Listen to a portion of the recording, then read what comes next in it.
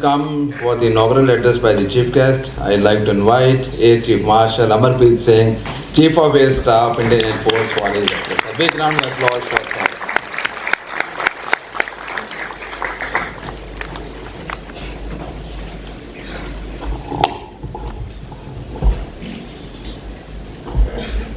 Dr. Ranjit Mehta, CEO and Secretary General of PHDCCI, all the distinguished guests on the stage, distinguished guests in the audience, all protocols followed. Good afternoon to everyone. It's really an honor to be here. First of all, I must thank PHDCCI to call me here. I'm happy to see so many people here who are doing something towards nation building and doing something towards helping us in the uniform.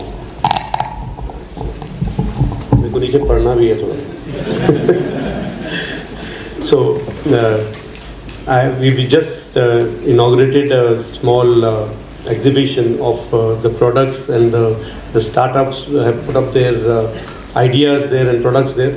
So really educative for me, for especially a non-techie like me.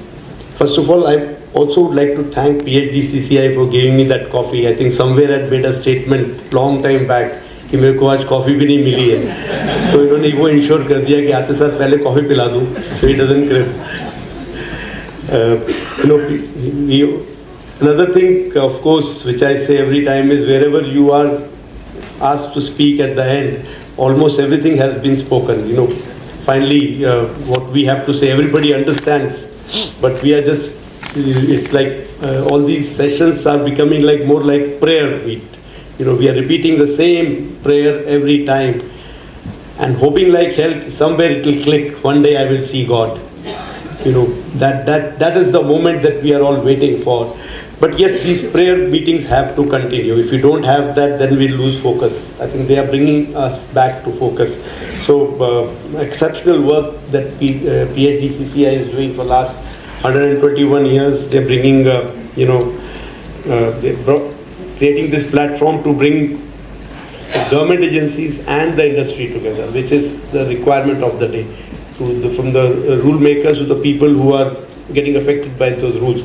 And of course, third is, when I say government agency, not just the rule makers, the users also. Most of the users are government agencies like Air Force, Army, Navy, and in the defense, and a lot of civil, of course, ministries. And of course, these things will take us forward to that the dream day, that is Viksit Bharat of 2047 or Atmanirbharta, the goal that we have set for ourselves. And the topic that has been chosen, obviously, it's a very apt topic. A lot has been spoken about what drones and what UAS systems as well as counter UAS systems have done. I'm talking from defense perspective. In the recent wars, what has happened, and they are here to stay. There is no denying that fact. They are here to produce, results at low cost, and no denying that fact. Whether they are the only solution, I always reserve my comments on that, because I don't think we can take the man out of the loop as of now. Not in the near future for sure. So it has to be a collaborative approach. But since we are discussing drones today, I think it is a very important topic. It is a very apt topic for this time to get our brains together, to get our thoughts together, and decide what is to be done in future. So I also believe, like everybody has said, that Indian industry has got a lot of potential. The R&D as well as D&D, as well as production potential, as far as drones are concerned. Because this technology is fast moving, the R&D times, and obviously the cost of R&D is not very high as compared to a manned platform or a big aircraft. And of course, you can design something small and then take it up to a size bigger with the kind of tools that we have. We don't have to really go through so much of iteration the way we used to go earlier. We used to physically test everything in the wind tunnel. Now a lot of things is done on CFD analysis and other tools that we have, and then you, for the final test, you go to the wind tunnel. But those facilities are also growing in the country. Like Dr. Anya just brought out, the DRDO has all those facilities in various labs, and they have a portal where these facilities, availability of these facilities has been has been put up for all private users to make use of. Of course, there are two sides of every coin. You know, when there are opportunities, there are already also challenges. No, I'll not call them problems or obstacles. I'll just call them challenges. And we in the government are aware of those challenges. And the first challenge which Dr. Anya also brought out was about problem statement. Chahte kya ho humse? So in this, as a user, if I can say, the Air Force, I think we are very clear in our mind that the problem statement has to originate from us. So we have, Department of the DAD, the Directorate of Aerospace Design, which has been opened just for this, to interact with the industry, to interact with the startups, to interact with anybody who wants to know what is the requirement, what is the problem statement, what kind of drones, what kind of equipment, what kind of sensors that we are looking for. So it is our responsibility, and if we are failing in that, I would request all the industry to come back to me and say that, we've been waiting for this for so many weeks or so many months. Actually, it should not go to more than weeks, according to me, to give you what we want. And there are two ways of going about it. Other one is that you know what you have, and you give us that idea, and we can think of a use for that technology. This is the second way. That means you have been able to conceive an idea, do something. Maybe it was for some other use, not for defense use, but it has a defense potential to be used in war or war fighting or war support roles. We should be able to develop that idea further with you all. So that is something that we are committed to, and I think we will not shy away from that. I'm talking about people in defense forces, and especially in Air Force. And one initiative that we have taken recently, it's going to happen in near future, is a competition called Dronathon 2026, which is going to happen in September, where all people who have some product can display, can give us a demonstration live. We don't want to see things on, presentations or on either PowerPoints or those video recorded systems.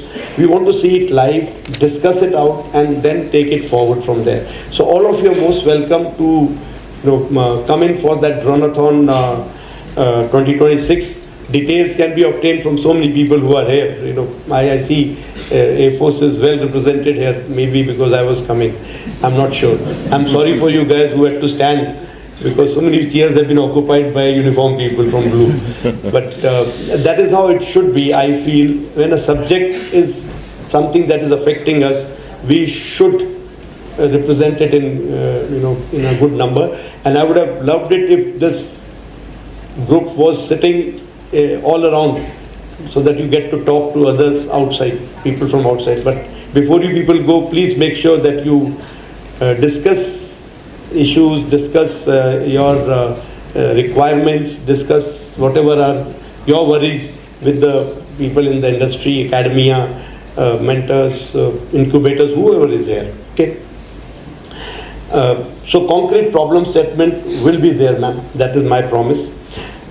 Some thoughts that I have got in terms of my worries or worries from the Air Force side. One is uncontrolled proliferation, because it is something which is easy to manufacture, easy to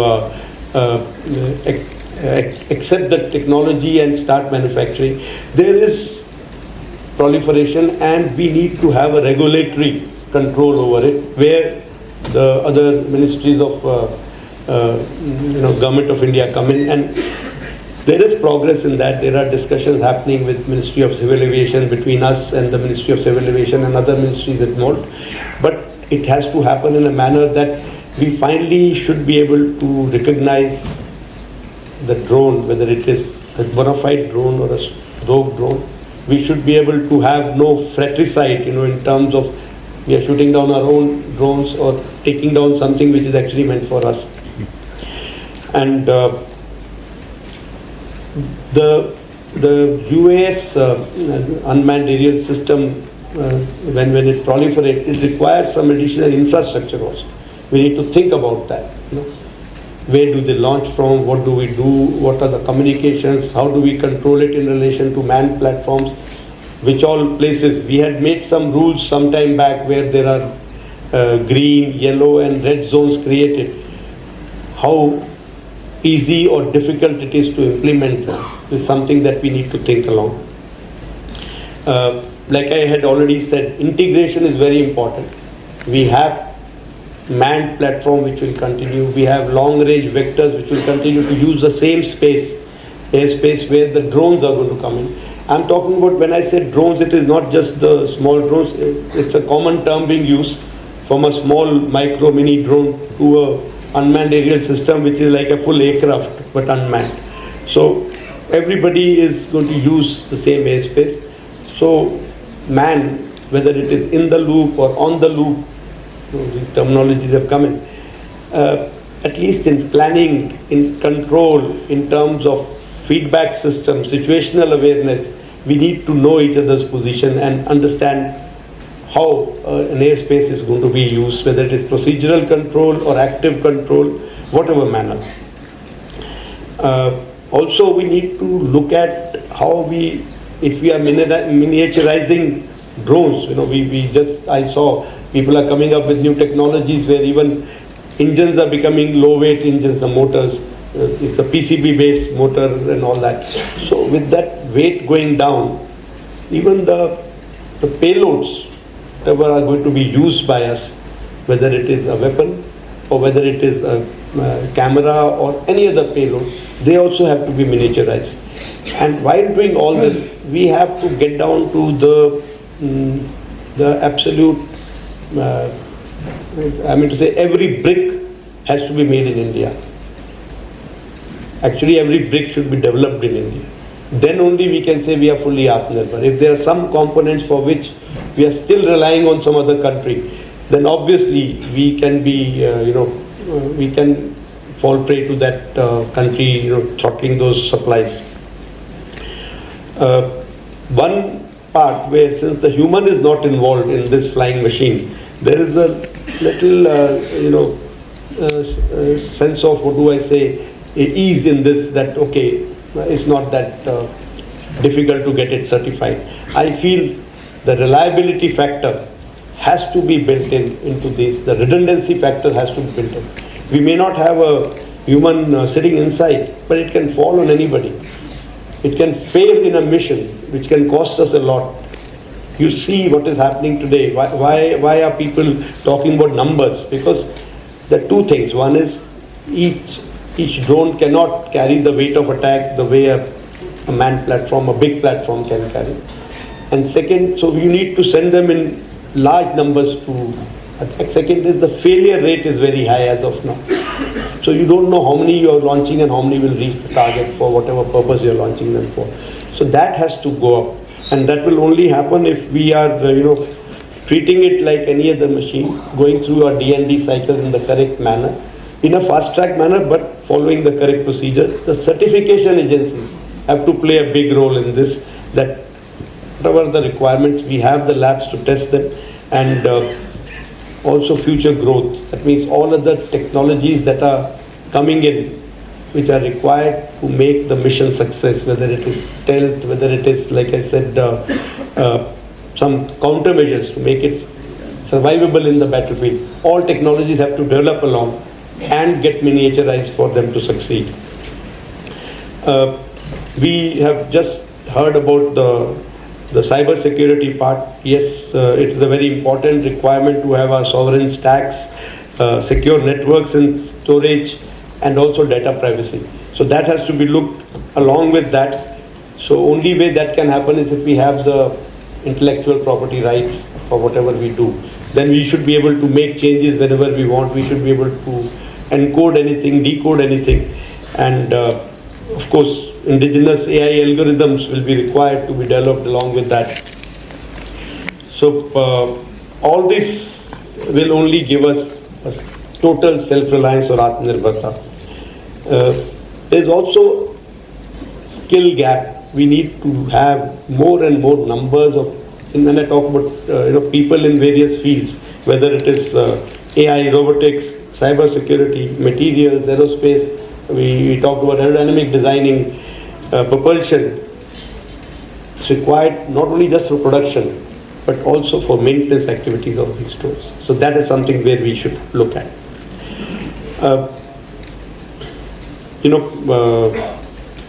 We have been talking about the funding part. I'm aware that all projects are fund intensive, and most of them are D&D, and we don't know whether we'll get something back or not. So, but one thing is for sure, that in this field we have use in civil as well as in defense. So numbers will not be a problem. But yes, what are you designing, whether you're designing the correct way to make sure that the requirements are met, that means whether the requirements are defined correctly or not. More than that, a startup, we just talked about it, whether startup can afford to put that much money without a knowledge of how much will be sold. Maybe a bigger players can come into this. I had talked about it in one conference earlier, where I said, let's follow that concept of Daswant, that 10% of your earnings are going for some good cause. Let that 10% of big players, at least, people who are earning, companies which are good, stable, let that 10% go into the R&D without thinking about whether it will have a return or not. Let that be an investment from your side towards nation building. And adopt some startups so that you support them. Be incubators there, be there, you become the people who are putting your money. So that is the only way we can get niche technology. Every technology, if we think of that, whether it will get sold in enough numbers that I will get my money back, then we will not land up having these technologies with us, because some of these technologies are niche technologies. You need to have them to be self-reliant. Whether numbers will be sufficient or not, we are not sure. So most likely the numbers will not be sufficient. Here again, people from the various government ministries who are here, we need to find ways and means of supporting this part. How do we support the smaller players in this, that we give them, maybe we have programs like IDEX and MAKE in which you can get some money for your R&D, but may not be sufficient at times. Maybe we'll need to find some ways on this.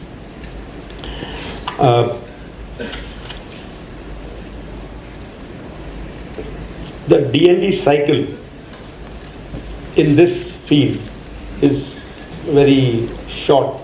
It's the disruptive technology, things are changing. We just, it was again mentioned that every day some new thing is coming up.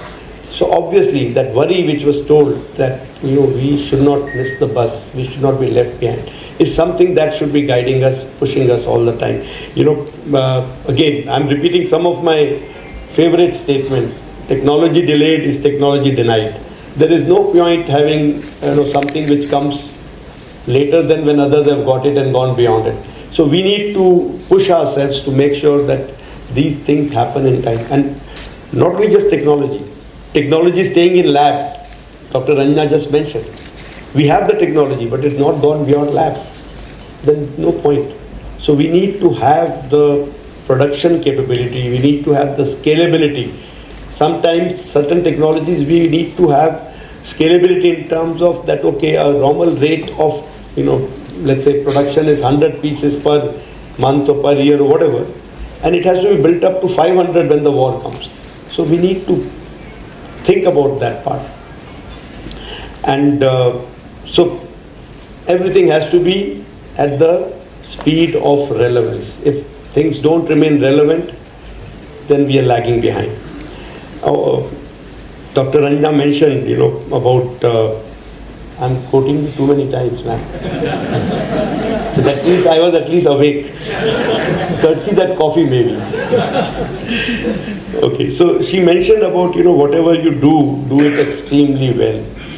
We were today, just before coming here, I was in another seminar where RRM was also there, and our AOM, quoted from Bhagavad Gita. So I wrote down that time that I must quote this here.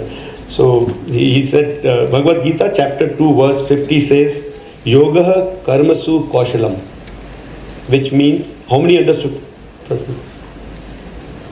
There are few, because I also waited for him to translate in Hindi or English so that I can understand. It means excellence in performance of one's duty is the true yoga. So let us all do some introspection. हमने आज योग किया या नहीं किया? Whatever we do, we have to be excellent. And excellence is not one-time activity. It is a habit. We have to make it a habit in our system. Let there not be any tick marking, The two ways of doing a thing, one is that you do it from one end to the other end, putting your heart and soul into it. Other one is कुछ दिखाने के लिए जैसे हम करते हैं, टिक marking. कई बार हम वो स्माइल ले आते हैं फोटो खिंचाने के लिए, और जस्ट फॉर टिक मार्किंग, और कई बार हम दिल से स्माइल कर रहे होते हैं. So let this be from the heart. Let us do our work. Strive to do our work at least with excellence, and that is our true yoga, that is our true sadhana. And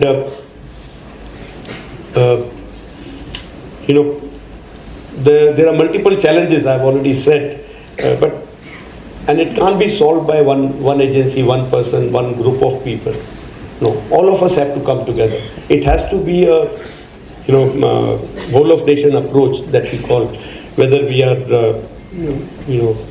users, like in this case, if you're talking about defense drones, then it is the defense industry, defense forces, whether we are government making the rules and all, industry, researchers, regulators, academia, incubators, investors, QA, QC agencies, all of us have to join hands to ensure that whatever unmanned system, whatever drones we make, or the counter drone system that we make are safe, secure, reliable, scalable, operationally relevant, and of course are economically viable.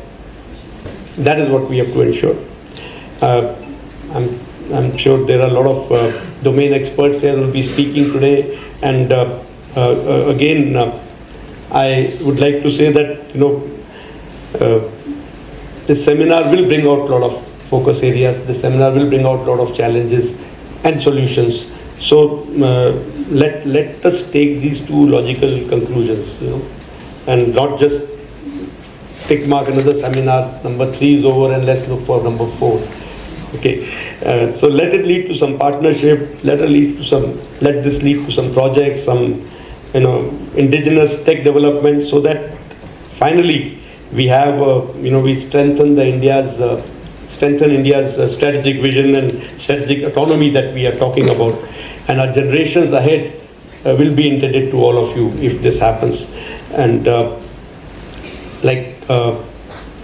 one more last point I would like to say, that if we keep doing what we are doing, we will get the same results that we have been getting.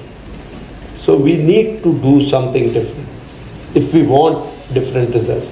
If we think that the results that we have been getting till now, the speed at which we have been progressing, if it is good enough, then let's continue. But if we feel that it is not good enough, let us do something different. Let us be innovative in this also, that what different can I do? Let us do some, Atman Manthan, Chintan, and find where we are lagging.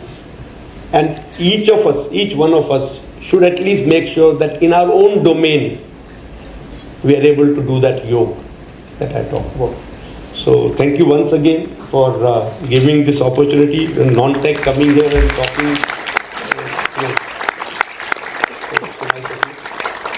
Jai Hind. एक बारी जोर से हो जाए जय हिंद। जय हिंद। एक बारी मेरे पीछे जय हिंद। मेरे को नहीं आया और तो होना चाहिए। जय Hind. Thank you very much. Thank you very much, sir. In fact, you have said so many times, I'm from non-technical background, but it was definitely a very, very, I will say, thought leader perspective, full of technology, I will say, administration, full of thought leadership. And also, sir, thank you for motivating all of us. Now this room is fully charged up with a lot of positive energy, and the message that everyone will take home definitely will reverberate in times to come. Thank you very much, sir. A big round of applause for sir.